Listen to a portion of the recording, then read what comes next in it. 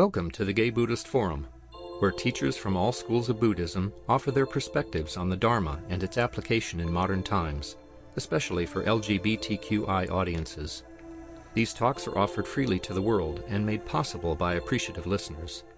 If you would like to support our efforts to share the Dharma with underserved audiences, please visit gaybuddhist.org. There you can donate, find a list of upcoming speakers, or enjoy many hundreds of these recorded talks dating back to 1996.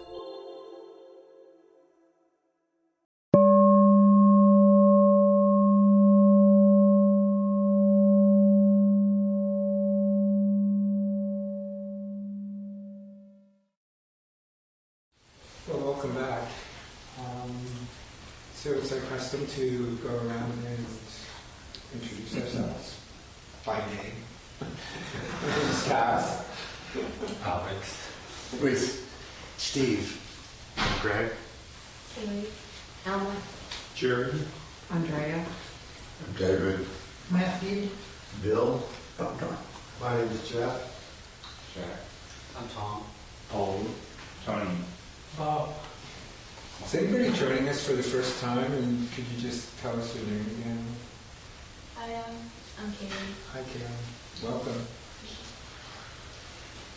And online we have Robert, Jack, Stuart, Jim, Daniel, Harley, Jeffrey, Tyler, Andreas, and Regis. And today our speaker is Michaiel Patrick Bovenes. Michaiel is a metaphysician, published author, spiritual healer, hypnotherapist, and the founder of Solutions, a revolutionary personal empowerment teaching. His online courses and live events have helped thousands find greater inner strength and personal peace. Since 1991, he has helped people transform their stress into strength and their struggle into greater freedom, confidence, and positive change. Solutions is not a religion, it's a conscious relationship with your soul. Solutions focuses on activating your inner power to create the changes you desire by aligning with your true purpose, inner wisdom, and empowered destiny. Find him at michaiel.com. Very happy to have you back. Thank you. It's good to be back. All right. Well, welcome on this summer solstice weekend. Here we are in the middle of June, and Pride is right around the corner.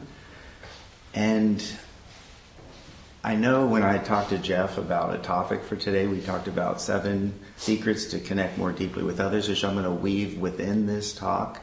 But also, it is a pre-recorded event I did here last year, so it's also available on their YouTube channel. So you have access to it. But more importantly, what I wanted to share with you today is the importance of our journey. Our journey within ourselves, our relationship to ourselves, and our relationship with the world around us. The world is becoming more divided. People are not only dividing from each other through the judgments, through the labels, through the roles, and we forget the essential nature of who we truly are and are the source from which we came.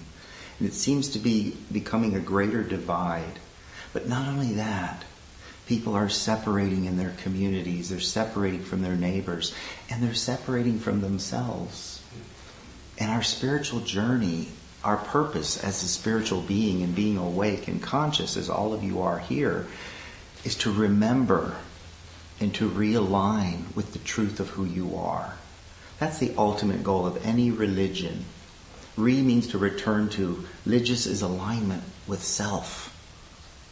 Not with rules and regulations, not with a spiritual practice that you have to do or else feel guilty, but with yourself. And that's the capital S, not just the little s. We all know that our ego self, the little s, right? Our personality, who we've become. In so many ways, how the world has crafted us into our personality. It's called the limited self. And it's part of us, and it's an important part. But the capital S, the true self, our soul and spirit, is the eternal part.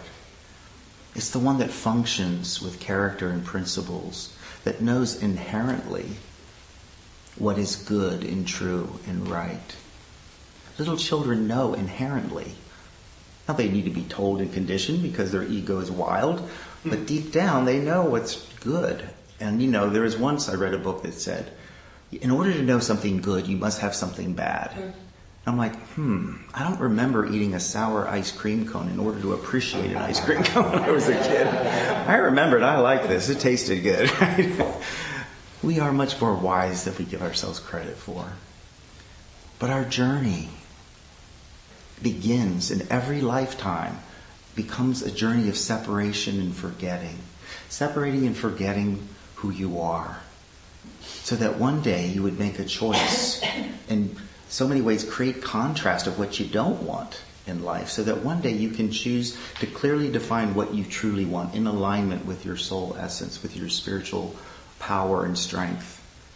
And that usually becomes a midlife crisis in many people's lives, where they followed all the rules, what they were told from the time they were little. They got the car, they got the job, went to school, they had kids, and they wake up and they're like, I followed all the rules, why do I feel so empty inside? So disconnected from soul. And so we all want to build community. We all want to build connection, but it begins with connecting with our true desire and honoring who we are. And then that journey of separating and forgetting is a wake-up call generally, where people get the rug pulled out from underneath them in a way, or they have a new opportunity to connect more deeply with themselves. And then the journey becomes a journey of remembering and reuniting with who you truly are. And that's where the empowered journey begins. And each of us have that choice. Who am I going to be today? Am I going to be the product of my past? Am I going to be the conditioning, the personality, the ego that has identified with what it's done and what it has? And am I going to forget who I am? What does that mean? I've talked to people in different places and throughout my different experiences of working with clients one-on-one through the last 35 years. But more importantly, what people recognize is they identify with what their ego has experienced. Oh, Michaiel, I know who I am. I'm an alcoholic, codependent, schizophrenic, bipolar. I'm like, no, you're not. Those are things you might have experienced. Yes, you might have a sensitivity to alcohol. These might be conditions. But give yourself some credit. Expand beyond that as this amazing and beautiful spiritual being. Because when we begin to reunite with our true self, the capital S, it takes the sharp edge off of loneliness. It doesn't eliminate it, because we're human. We have a human nature. And we have an ego that feels separate. And we also have a part of us that feels the connection, the oneness. Why you come to these groups, why you hang out in different communities, and why you meditate and pray, and the different things you do, is it helps you to reestablish the truth of who you are and remembering the connection. But one thing I find is interesting that has helped me on my journey is my relationship to the divine as I perceive it. Outside of time and space, there's just the oneness of all that is pure love that does know nothing else but love.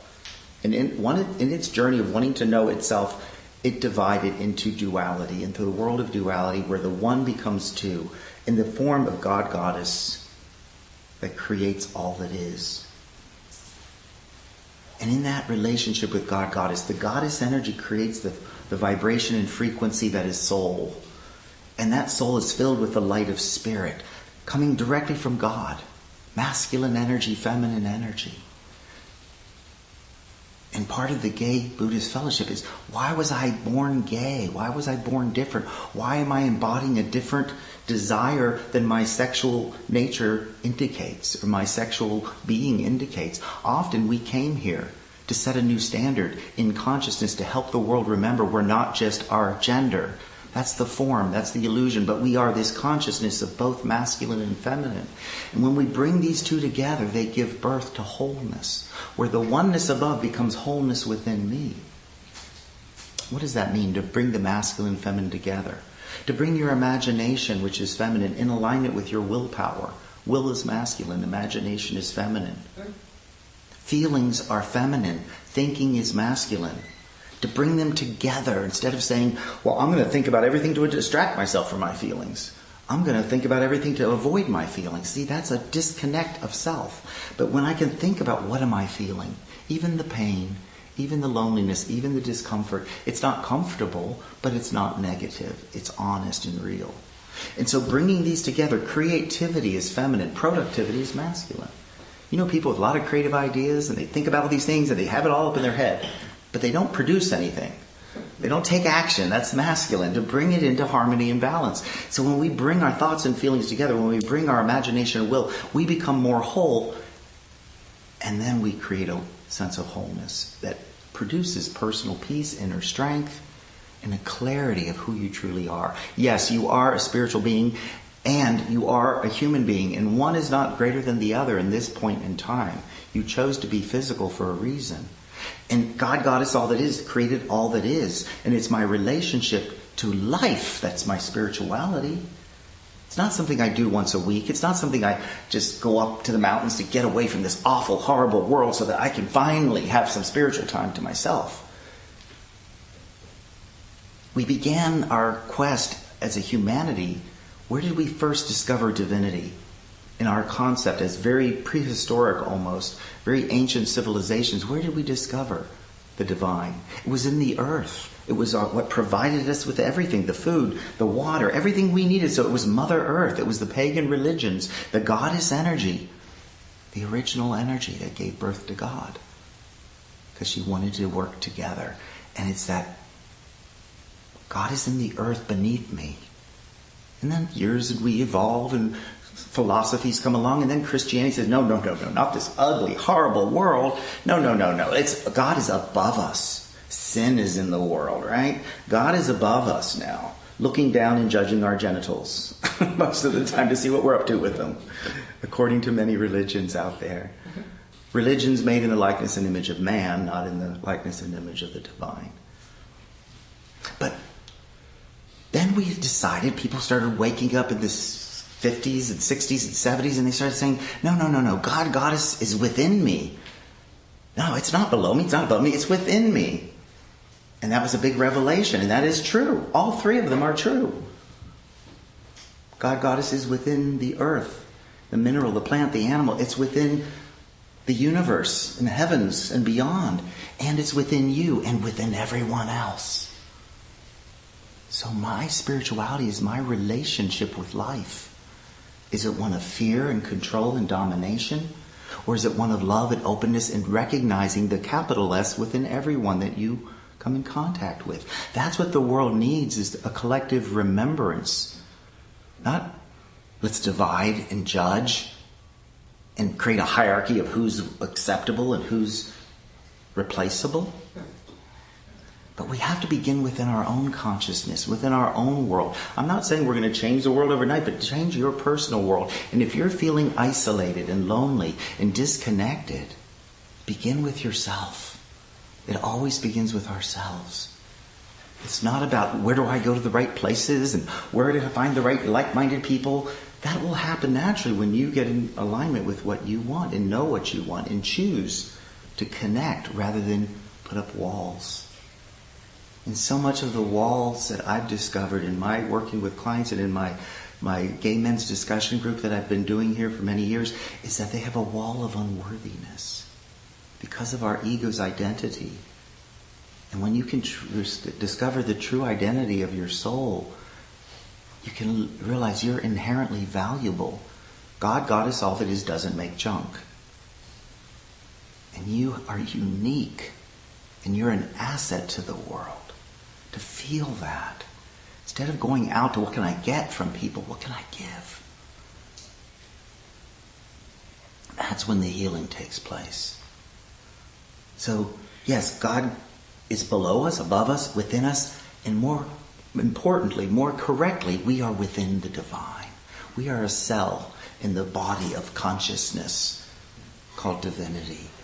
And am I going to become a cancerous cell?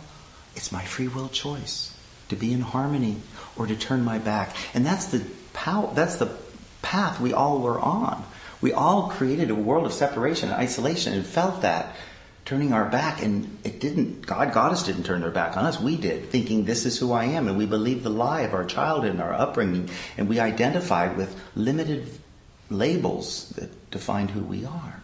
And to shed those and to open up and to embrace the truth shall set you free. But the truth. And I'm not here to tell anybody what to think and feel. I'm here to help you to remember who you are.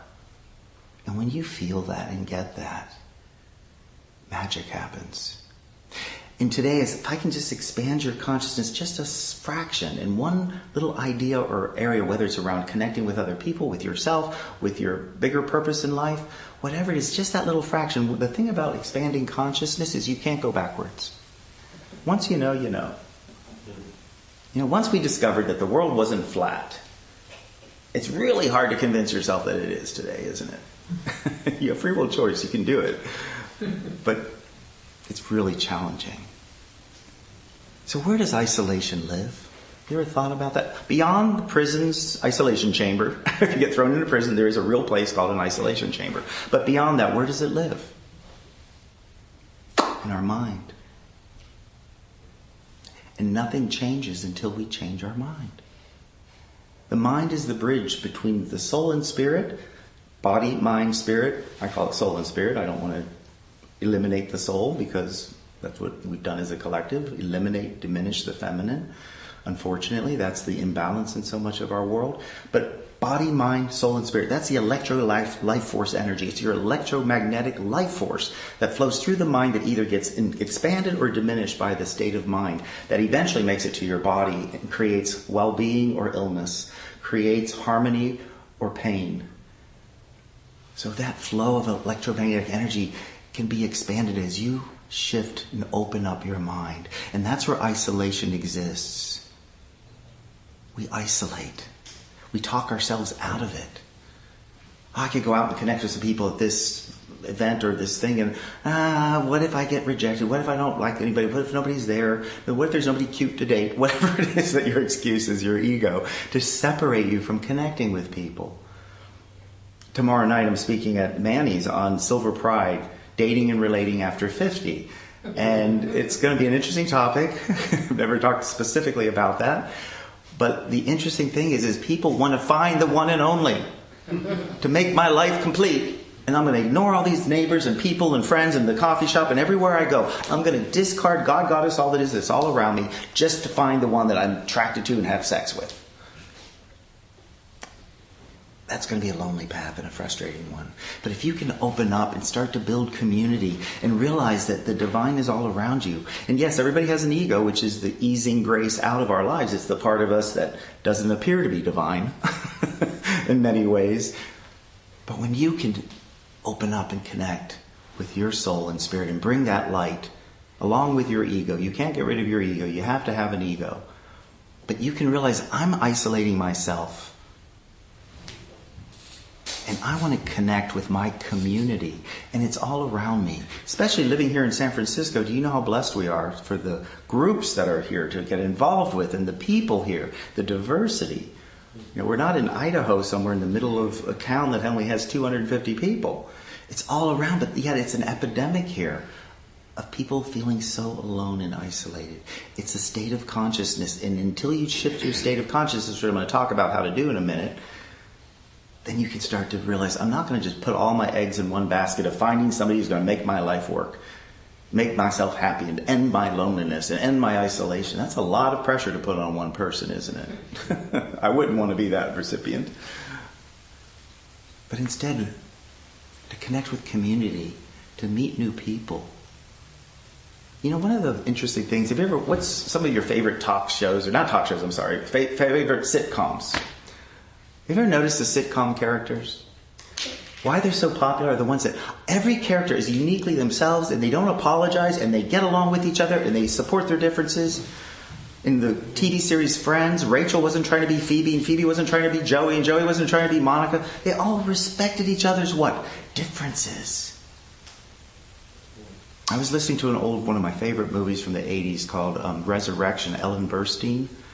And there's one line her grandmother says. She said, I expect if we could just love each other the way we say we love him, meaning Jesus, there wouldn't be the bother we have in the world. Isn't that true? We don't see the divinity all around us. Instead, we're elevating people and not embracing the love that's right in front of us. And that's what it begins to shift your relationship with community and connection. How do you do that? If you go out, well, if you always do what you've always done, you'll always get what you've always gotten. So it's not about going out and finding another place. It's about changing your energy. A lot of people go out because I'm lonely and I'm bored and I'm desperate and I'm horny and I'm whatever it is, right? You go out. I want to find somebody to take that away from me. How often do you go out to find somebody who's sad and lonely and depressed so you can turn their life around? How many times is that your goal when you leave the house? That energy's broadcasting. And when you can say, let me lift my frequency, let me do something that gets me into a good feeling mood, that's what's going to make a difference. That's what's going to make a difference. And I can be myself. I don't have to give up myself to fit into this clique or this group. If I don't honor myself and value myself, no one else will. And so we reject ourselves oftentimes. And the thing about building community is that we were all thrown into one as a young child, right? We didn't have to think about building community. We had parents, we had siblings, some of us, we had neighbors, we had schoolmates. We were thrust into people that we had to try to figure out how to communicate with and connect with. But then as we grow older, and for myself, in the last 5 years, I've lost my mother, my father, my brother, and 2 best friends. That's a lot of grief. And the last 2 were recently, this past year. And we don't realize, this is something I never considered or really thought about, maybe because when I was growing up with the AIDS pandemic, there was a lot of death going on. But it was different then because I was drinking and celebrating and partying and stuff. I didn't let it in, unfortunately. So now I feel like it's come to a head and I've been working through a lot of grief. Not easily. But one of the things that it teaches us is there's 2 ways to appreciate someone in our lives.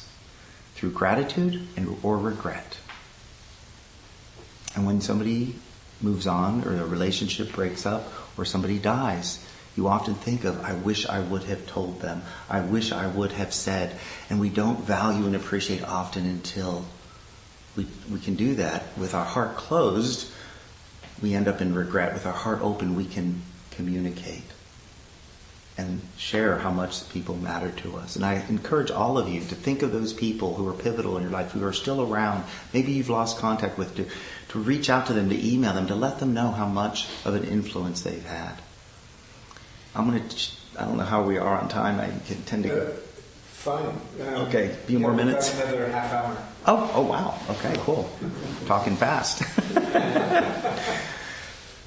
One of my dear friends, Tom, he lived in Fort Lauderdale, and he'd been on my mind. I got back from a big trip in December. In January, was going to the celebration of life of my other friend who passed in Florida. And then it was middle of February, early February, that Tom just kept popping into my mind. We hadn't chatted since we texted each other on New Year's Eve, Happy New Year's. So finally I texted him and said, hey, Tommy, how's it going? It's been a while, let's connect. And he goes, not well, I'm in the hospital. And I've been here since, I think it was January 5th. And this is like middle of February. I'm like, what the heck? So I picked up the phone, we started chatting. And I did not know this. I knew he had heart problems over the years, but his heart was shutting down. They were going to try to get a transplant. That didn't work out because his kidney started shutting down. And he was shutting down. He said, Michaiel, and he's very spiritual. We met when I was 25. Not that long ago. But we met in Fort Lauderdale. We became friends, and he taught me so much, and he's such a beautiful soul. And I told him that on the phone that day because he said, I'm in palliative care. He goes, I'm ready to move on. I'm tired of this craziness in this world. He goes, I'm too tired to fight. I'm ready to move on. I said, I get it. I said, I really get it. We talked about the elephant in the room, about him transitioning. And it was one of the most poignantly beautiful, sad conversations I've ever had. I don't know if it's weird to put beautiful in with sad, but it was real. And we talked about it, and I told him how much he mattered and how he changed my life. And I told him about every time I'd come visit him, how people would light up when he would walk into the room. We'd go out to a restaurant. He was so loved by his community. And we had this amazing talk. short because he was out of breath. He couldn't talk long, but short but powerful, and I expressed exactly how I felt. That was on Thursday. Saturday, I went to a friend's birthday party up in Twin Peaks. And I'm up there and having, drinks, and a lot of people I didn't know. They were his friends and I had not met before. But I was talking to this one gentleman, and he asked me where I was from, and I said I was from Florida. And he goes, "Oh, I love Fort Lauderdale." The minute he said it down, I thought, "Oh my God, Tom's passed." And before we hung up, by the way, Tom had said, "I'll send you a message. I'll send you a sign." And he said, "I'll save you a good space on the other side for when you come over." It was such a beautiful conversation. But then I'm in this party, and I just get this download. I'm like, oh my God. I looked at the time, it was like almost 9 o'clock at night. East Coast, that's almost midnight. So I just went to the bathroom, regrouped, and went back out and thought I'll deal with it tomorrow. The next day, I was resistant. I didn't want to know for sure. You ever had that? Like I procrastinated reaching out or calling or doing anything until it was like late in the afternoon, because I was like, do I really want to know this? Yet I did know it. My soul knew it. But I did reach out. And he never texted me back Monday morning. By the Sunday afternoon, I texted him. He never responded back. So Monday, I get onto his Facebook page. Sure enough, he passed Saturday evening. And there was all these, and his partner, Cruz, who we never got along. I'll be quite honest with you. I don't know what, I think he was kind of a little jealous of Tom and I's connection, but we never really bonded.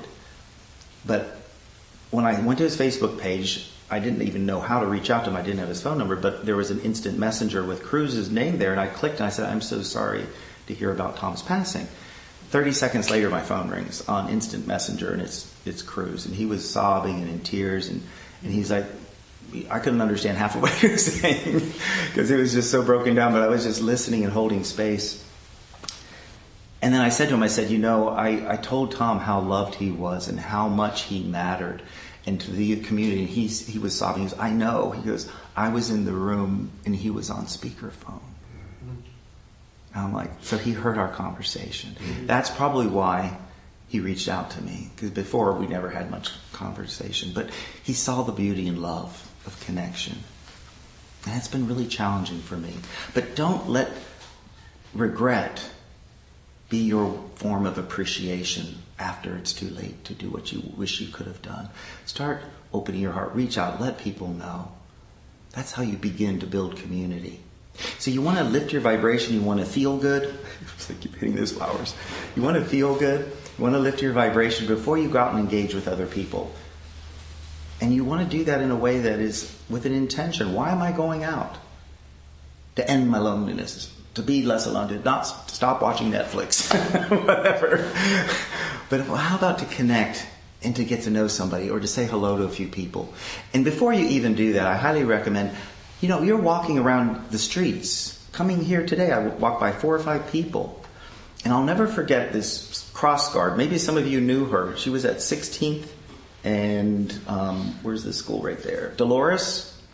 And every morning I used to commute to go to the East Bay, and I'd walk down, and she's this little Asian girl. She wasn't that old. She was probably in her 30s, I would say. But every morning I would walk by, she'd go, "Good morning. How are you? Have a good weekend." And she always said something, and I've never forgotten her. I don't know her name. I'd always reciprocate. We'd talk back and forth. After 3 or 4 years, I stopped that job, and I don't get up that early in the morning anymore. But I haven't seen her, but I assume she's still not there. But some of you might have known her. And she was a beautiful soul. And we never exchanged anything, but she spread the love and recognized me, and we acknowledged each other. And that's what love does. Were we going to build and become best friends? No.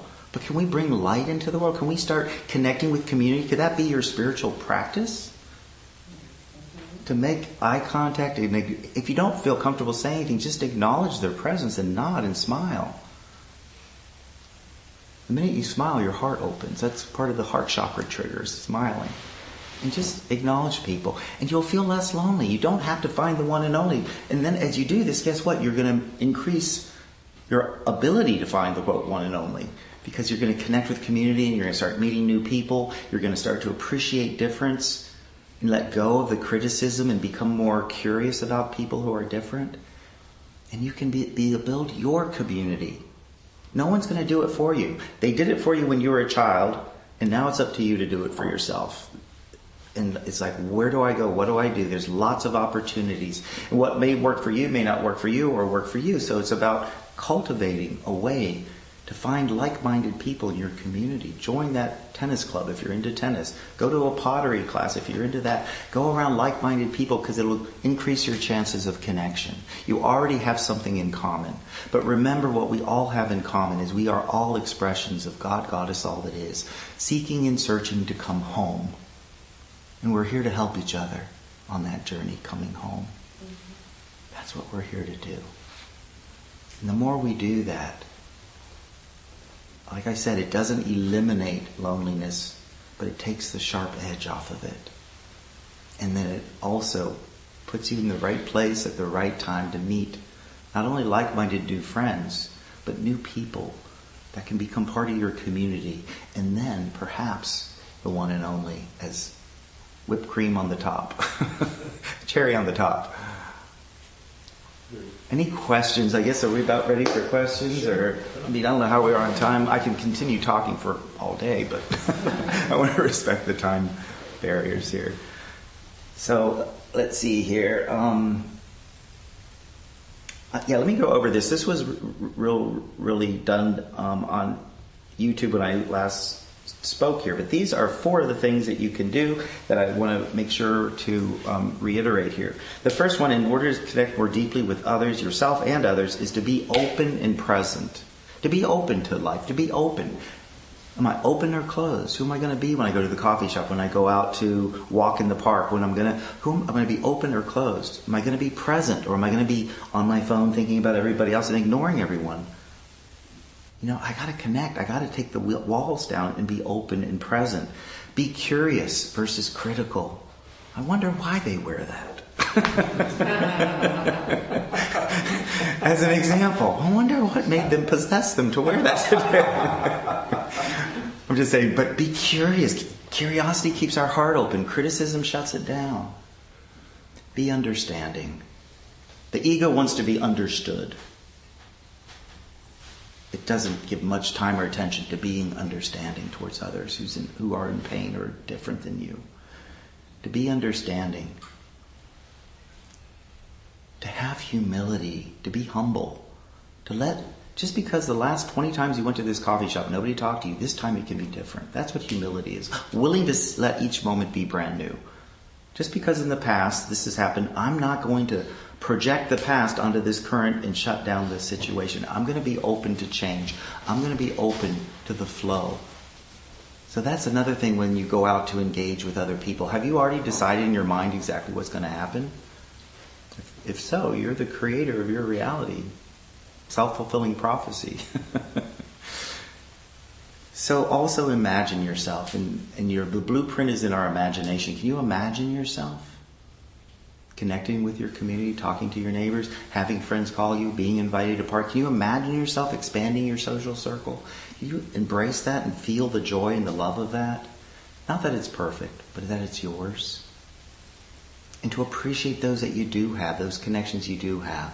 Because as we get older, what I've discovered, unfortunately, is that this is going to keep increasing. People are going to transition. And that's a part of getting older. One day we all will transition. But did I let my life be a testament to my spirituality? Did I bring light into the hearts of strangers when I walk down the street? Did I see the beauty within others? Or did I criticize it, shut down, and hold myself in my own personal hell? It's a choice. Isolation's in the mind. And when you can shift your mind and make a new choice, yes, it's vulnerable. Yes, it's scary sometimes. That's just the personality ego that wants to be loved and accepted and approved of. But it's not who you really are. You're so much more than just that. And give because it's fun to give. But what if they don't say hello back? That's their loss. That's fine. You did your part. Love never goes to waste. Did you know that? When you send love to somebody, even a stranger on the street, it goes into their auric frequency and vibration, and it waits for them to let it in. And it may not be right now, it may not be for 10 minutes, 20 years, but its energy can't be destroyed. And as you send love, you're doing your part. Whether they let it in or not is not your concern. But you can feel good about who you are as you share your light. All right. Any questions? Anyone? Questions? Concerns? Does this make sense? Are you all ready to kick me out of here? What you just said about, well, I'll just sum it up. I saw a great piece of this. It said you get the action, not the result. Say that again? You get the action, not the result? You get to do, you get to serve, you get to whatever, but don't expect... Attach the result, yeah. That's right. In fact, you could offer it up to some higher purpose, but I really appreciated that you started the talk with, if you want to feel connected, connect with yourself. Yeah. You know, and what does that really mean? That's a big, broad thing. Connect with yourself. mm-hmm. Well, our ego self, what does it want to do? It often wants to sabotage. It often wants to be safe. It often wants to protect. So know the voice.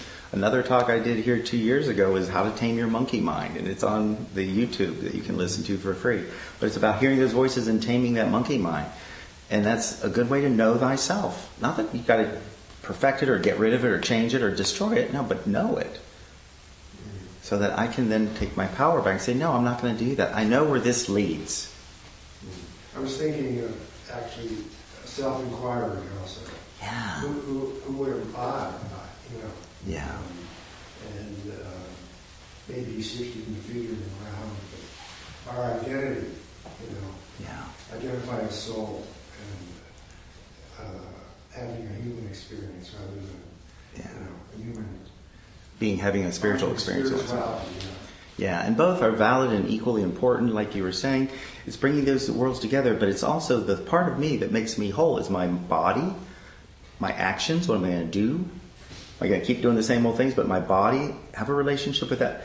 My emotions, what do I feel? I feel scared to go out and talk to somebody. Okay, well, let me move through that fear. Let me talk to a friend. Let me release it and get through it. Then my mind, am I being open, curious, rather than critical?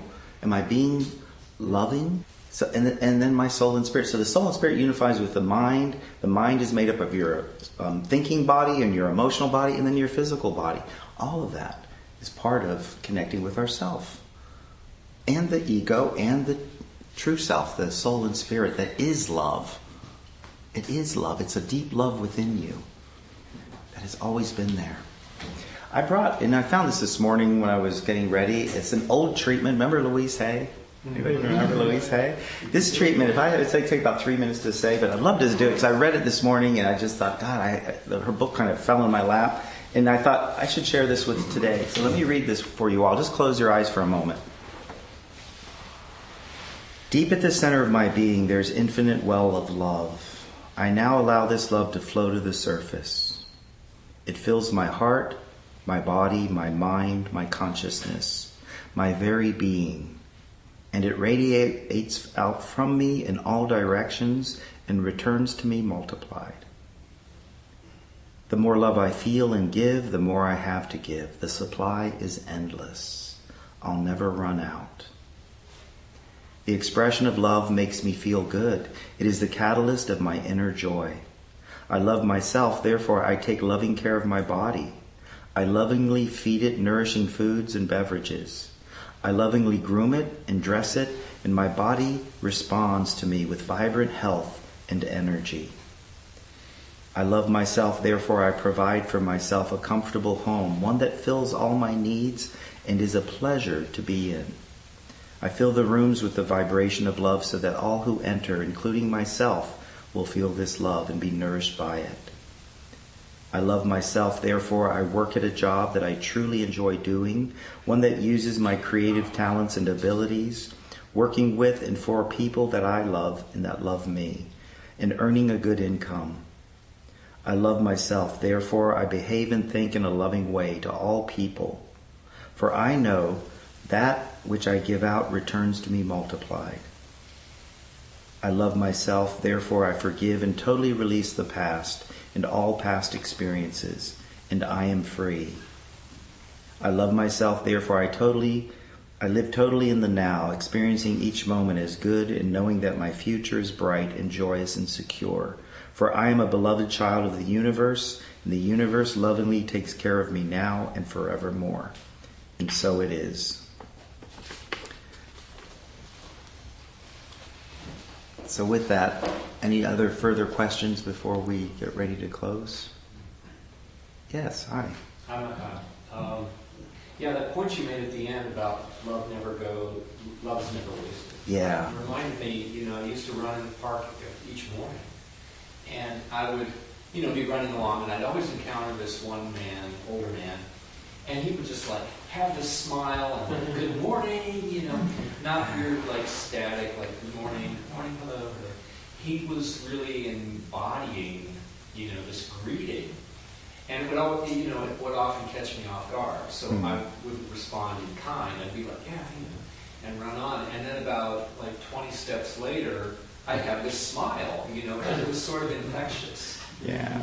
But that was after I passed him. So he never got to see the result of his broadcast. And I think that's often the case. We don't get to see the result of what we do. Somebody may look sour and glum and everything. We open the door and they don't say thank you and whatever. But, maybe a few steps later or later in the day they feel cared for or whatever. Yeah. I love and this. I think that's a beautiful thing. We don't, but that's the trap. We don't get to see the results. We're like, why bother? Yeah, that's just our ego personality wanting to get their approval or validation. Look what I did to help you. It's like, you know what? I know that it feels good to love.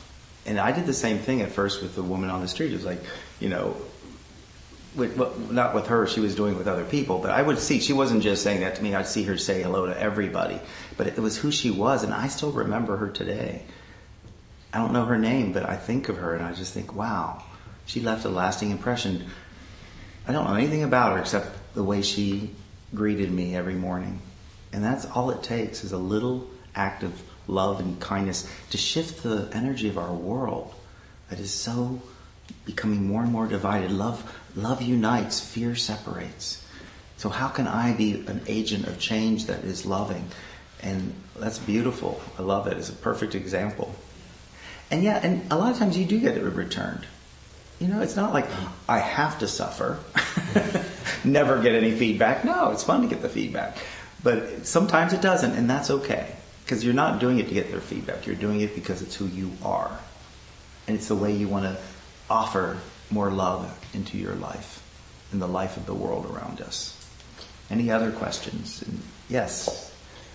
I've been working with Michaiel for about 6 months after I met him here. And when I'm traveling, and I've been traveling solo, some of these things that I've learned from him or been sensitized, it really makes it so much more interesting to be, those chance encounters that you have when you're traveling, for example. They seem to just happen much more often. And there's almost a continuum of being open in the world. And even in San Francisco, like yesterday, I was out walking my dog, sat down on a bench in Dolores Park, and had this incredible conversation with this complete stranger that was, those kind of things used to happen on and off, but more and more for me, it's just everyday occurrence of having these, sort of magical conversations with people. And it's really sort of cool to just feel much more open. Yeah. And that's what I learned from Michaiel and his input into my experience. So just wanted to thank him. Thank you, David. We appreciate that. Yes. Can I answer? About 6 months ago, you said you started working with Michaiel. Yeah. Think about that maybe. Yeah. He came to my gay men's discussion group. I noticed there was something different about him. Oh. On Facebook, he was like traveling places and talking about things, beauty and, you know. I swear I didn't pay for testimonials here. But thank you all, because it does, again, this is feedback. 'Cause a lot of times you don't hear feedback, you know. But when I work one-on-one with my hypnotherapy clients, I get feedback usually instantly. But with groups and things, but again, it's good to hear it, but it's not like I have to get it in order to continue my work. I know how it's changed my life. I know how it's changed my clients' and friends' life. So I just want to spread the word so that most people out there have the opportunity to think about it. As I said before, if you always do what you've always done, you'll always get what you've always gotten. I think that's a Tony Robbins quote, by the way. It's not mine originally, but either way, it's a good quote. Hey, one other thing that you talked about was not offering enough appreciation out of regret, like after the fact, it's too late. And it reminded me, there was a talk here a couple weeks ago, just went up onto our website from Dave Rico, about embracing impermanence through grief. Right? And so, because if we don't really accept and know impermanence, like everything goes away, then we don't appreciate it. You know, we run the risk of like waiting until it's too late. And so he said, when we're having grief in our life, that's how we know, we really come to know things are permanent. All things go away. You know, and until we know that and accept it and walk through our daily life, knowing everything will fall away, everything will decline, our bodies included, then we're not going to appreciate what's happening. I just want to add one thing. That's beautiful. Thank you. And I'm going to listen to that. Because like I said, I've been going through a lot of grief myself. The one thing that doesn't fall away is love. Because that's all that is. That's everything. Yeah, we get back to that foundation. That's the only permanent that exists, because that's all that is. So I hope you got some value from today. It's been a lot of fun. I'm not sure the next step and where we're at with time, but I think I feel pretty complete. Did anybody? Oh, you had a question, didn't you? Did you have a question? I had a comment. A comment, yes. You were talking about that we are born into a community. And I don't feel like I was born into community. I think I was born into chaos. And, you know, and I had no model for community or trust or any of that. And it's been a 45-year journey in recovery. And I have come to experience life very much like you're talking about. But so it was worth it. It's worth the effort. But without a model, I don't know if I was lucky or unlucky, but I got into addiction and all kinds of things. Sure. But one thing I want to say about addiction I heard, which I think will be helpful. Can I just say something Sure. and then finish? Okay, sorry. Okay, thank you. And so what I'll say is that, you know, today, the people in my life, I just had my 75th birthday. Congratulations. And the people that were there were people that I have known maybe from 69, 76. Just people that, you know, are the people that saw me and I see them. And they are a community. And it's left my heart so open to see that and have been out in the world, and at the same time one of the people there is going to die soon. In heart failure, kidney failure, exactly what you described. But what I know is that we cherish our time together. I have no doubt that I've said everything I need to say to him, and that he said everything, and I will see him before he goes on a physical trip for a month, and he may die there, but I will be having the last days here. I'll be with him. Beautiful. And I was an ICU nurse, and I saw a lot of death. I lived through the AIDS crisis. I was a dialysis nurse, and if I learned anything, it was don't wait till you're retired to do it. You know, and so today, I think the biggest gift we give each other is to see each other and to smile and to know that people feel invisible, and I can smile at them and say, how are you, and actually wait to hear. And sometimes they don't even know what to say, And so I'm fine. I'm blessed, and I thank you for your talk and your share, especially You're about welcome. your friend that you that conversation. You're here. I wasn't planning on sharing that. It just was coming through, and I thought, yeah, that's something I think would be valuable. And thank you. One of the things I had heard years ago, that addiction, the opposite of addiction is connection. I'd never heard that before. And think about it. What do the AA groups get together to connect? And that's what creates more of a foundation for healing than anything else, I think. I don't know. I'm not that clear on that, but it just felt right when I heard it. It's a different perspective. Not that it's that simple. It's not that simple, but it's an interesting part of feeling connected. Thank you. Thank you all. Thank you. It's been really lovely. Always enjoy being here. So your website is michaiel.com, right? And you're going to be at Manny's tomorrow for Silver Dating. Yeah, Silver Pride. Silver Pride. Yeah, it's at 5:30, and it's early, a little early, but I was featured in an article in Bay Times, and a gentleman reached out and asked if I would do this class at Manny's, so I thought, sure.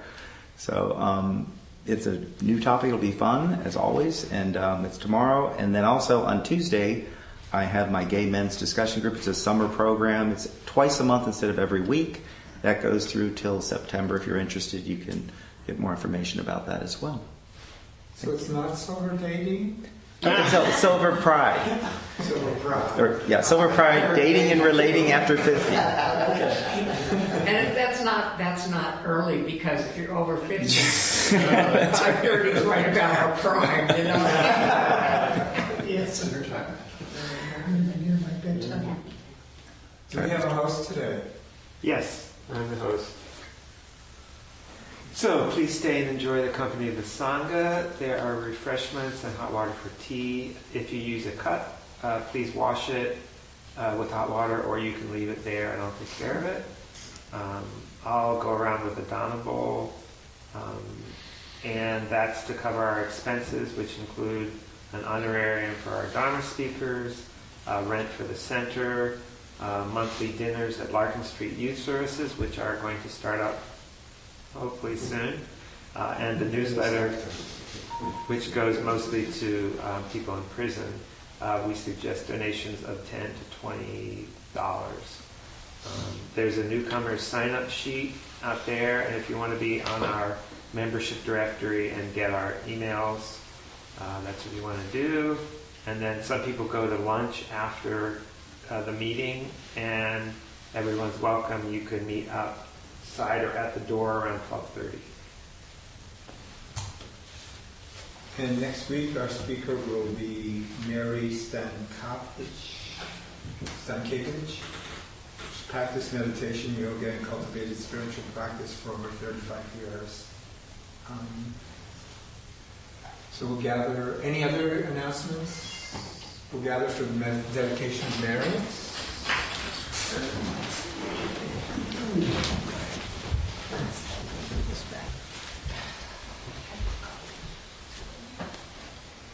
By the power and truth of this practice, may all beings have happiness and the causes of happiness. May all be free from sorrow and the causes of sorrow. May all never be separated from the sacred happiness which is without sorrow. And may all live in equanimity without too much attachment or too much aversion, believing in the equality of all that lives. Thank you, Marco. Thank you, Michael. Tongue twister. Thank you very much. Thank you for listening to the Gay Buddhist Forum. If you would like to hear several new talks per month and be notified of upcoming speakers so you can participate live, please subscribe to this podcast, like us on Facebook, and join our mailing list by visiting gaybuddhist.org.